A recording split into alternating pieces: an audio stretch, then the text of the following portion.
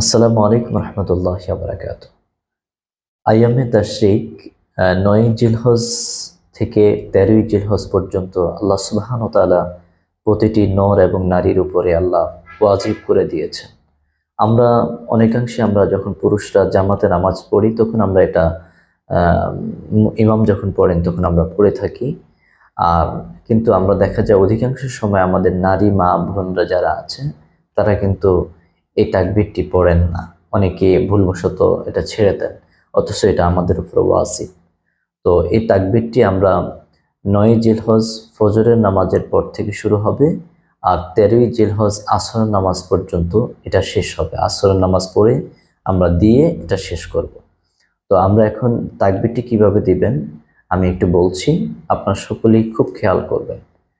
আল্লাহু আকবার, আল্লাহু আকবার, লা ইলাহা ইল্লাল্লাহু, আল্লাহু আকবার, আল্লাহু আকবার, ওয়ালিল্লাহিল হামদ।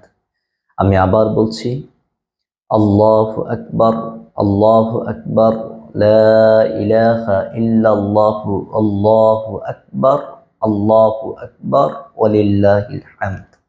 আমি আবার বলছি, খেয়াল করুন, আল্লাহু আকবার, আল্লাহু আকবার, লা ইলাহা ইল্লাল্লাহু, আল্লাহু আকবার, আল্লাহু আকবার, আল্লাহু আকবার, ওয়ালিল্লাহিল হামদ।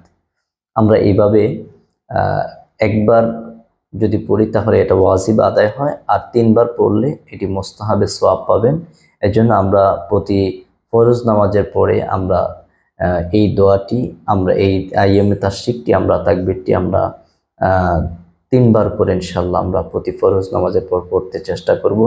আল্লাহ সুবহানাহু ওয়া তাআলা আমাদেরকে পড়ার এবং এর সওয়াব হাসিল করার তৌফিক দান করুক। আসসালামু আলাইকুম ওয়া রাহমাতুল্লাহি ওয়া বারাকাতুহু।